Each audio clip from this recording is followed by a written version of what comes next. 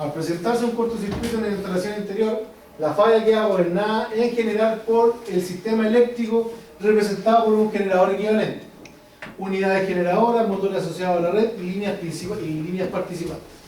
¿Ya? Como es sabido, en nuestro medio existen dos grandes tipos de instalaciones eléctricas interiores: las de alta tensión conectadas a una red de más de 400 volts y las de baja tensión conectadas a redes menores de 400 volts. ¿Cierto? Como sistema equivalente se considerará todo lo que exista aguas arriba del transformador de alimentación, ¿cierto? Según esto, si analizamos los esquemas de la figura de 11, ¿cierto?, desde el generador equivalente hasta los transformadores, ¿cierto?, podemos darnos cuenta que tanto el cliente que recibe de alta como de baja tensión, en este caso se considerará el empalme conectado directamente al transformador de distribución, son similares en términos de impedancia que interviene, que es la situación representada en la figura punto 1. Nosotros podemos tener dos tipos de empalme, más allá si son trifásicos o monofásicos, podemos tener empalme en baja tensión y empalme en media tensión, ¿vale? La gran industria generalmente piden o tienen empalme en media tensión, o sea, el transformador que le entrega energía a ellos son propios, ¿vale? Independiente de la configuración que se tenga, ¿cierto?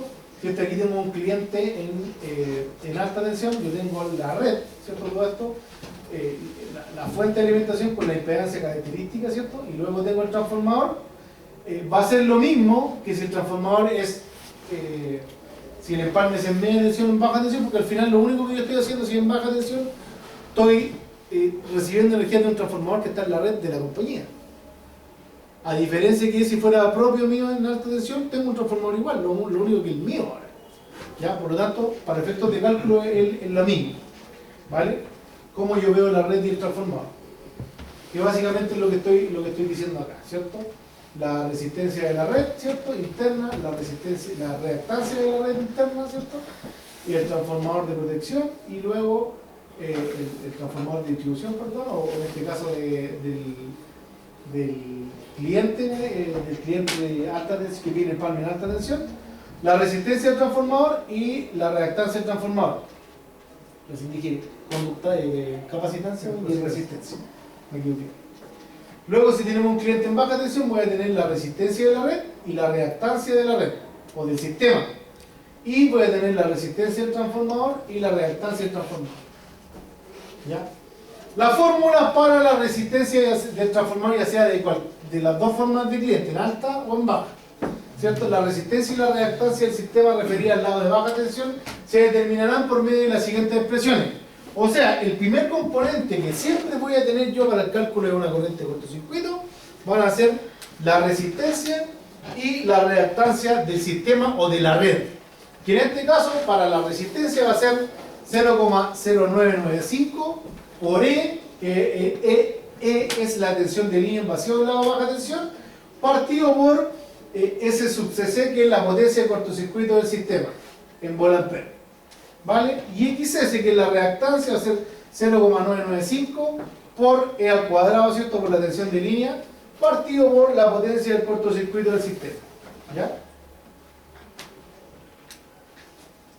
¿Qué es eso? ¿Dónde lo saco, profe? Lo vamos a ir viendo con el ejercicio. Esa es la pregunta. Así que tranquilo. Yo no hago pruebas si no hemos hecho ejercicio. ¿Reactancia como definición qué sería? La reactancia es cuando yo tengo todos los elementos que intervienen en un circuito,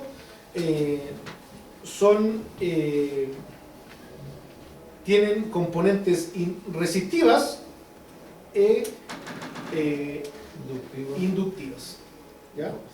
La componente, o sea, tiene una parte resistiva y tiene una parte inductiva. El valor de la parte inductiva es la reactancia. El valor de la parte resistiva es la resistencia. La resistencia. O sea, un motor, que en este caso es un componente principalmente inductivo, va a tener una resistencia, ¿cierto? Y va a tener una reactancia. ¿Ya? ¿Qué elementos no son inductivos? Un condensador. Ese es capacitivo, es lo contrario a la inductancia. ¿Vale? Sí. Pero en el modelado En el modelado no se toman en cuenta los condensadores. No, Por lo general. no, el detalle es que en media y alta tensión tenemos apantallado, ahora apantallado, y aparece una componente capacitiva. Capacidad. Sí, pero eso es en alta tensión. ¿Y media? Sí, y media. Pero en media acá en distribución no se ocupa, ¿no? No, porque son cortos. Sí. Y entramos en otro cálculo con este cortocircuito. Ahí entra en ligas mayores. Ojo con eso. Y otro tipo de protecciones. Ya. Profe, Acuérdense que esto es protección en baja tensión. Dígame. que yo por el hecho de que sea el cálculo de cortocircuito, yo me imaginaba algo así como que, no sé, pues, hay un cortocircuito aquí en la sala, ¿cierto? En vez de estar destapando caja por caja, porque así normalmente uno busca el cortocircuito, lo enchufe, en base a ese cálculo uno calculaba la distancia y eso no ¿Te lo nada. imaginaste mal? No es que No. yo pensé que era así como, No, el por eso digo que cortocircuito, lo el imaginaste cálculo mal. puede que esté a 20 No. No, nada que ver. Ah, yo pensé que era eso. Esto te entrega el valor del cortocircuito. El valor que puede existir. Lo que te entrega es básicamente el valor, lo que buscamos es el valor máximo de la corriente del cortocircuito bajo ciertas condiciones. Si es monofásico, si es trifásico, si es monofásico. ¿Ya? Me entrega el cálculo. Ahora, ¿para qué se ocupa? Para seleccionar bien las protecciones. ¿Vale? La resistencia y la reactancia del transformador, ya sea particular o de distribución, ¿cierto?, se determinan por medio de la siguiente expresión. La resistencia del transformador va a ser igual a W, que es las pérdidas en el cobre del transformador, eso generalmente está estandarizado por tabla, por, entre paréntesis, y al cuadrado, ¿cierto?, E, que es la tensión de línea, el vacío de la baja tensión del transformador, partido por ST, que es la potencia del transformador. Luego, la reactancia de XT del transformador va a estar por esa formulita que es bajo raíz, ¿cierto?, raíz cuadrada, el Z porcentual, que es la impedancia porcentual de cortocircuito, que generalmente está tabulada, partido por 100 por la tensión de línea del vacío al cuadrado, partido por la potencia del transformador en volante, menos la resistencia del transformador al cuadrado. ¿Vale? O sea, tengo la resistencia y tengo nuevamente la reactancia. ¿Vale? En la siguiente tabla se entregan con un valor aceptable los valores de W y el Z porcentual para transformadores trifásicos de clase 15 a 25 cadenas. O sea, todos los valores de W, que es la pérdida en el cobre, ese, y los valores del Z porcentual, que es la impedancia porcentual de cortocircuito, están básicamente dados por esta tabla. En caso que en un ejercicio de la prueba yo no se los dé, acá están, los típicos. ¿Vale? Según lo indicado en la figura 2.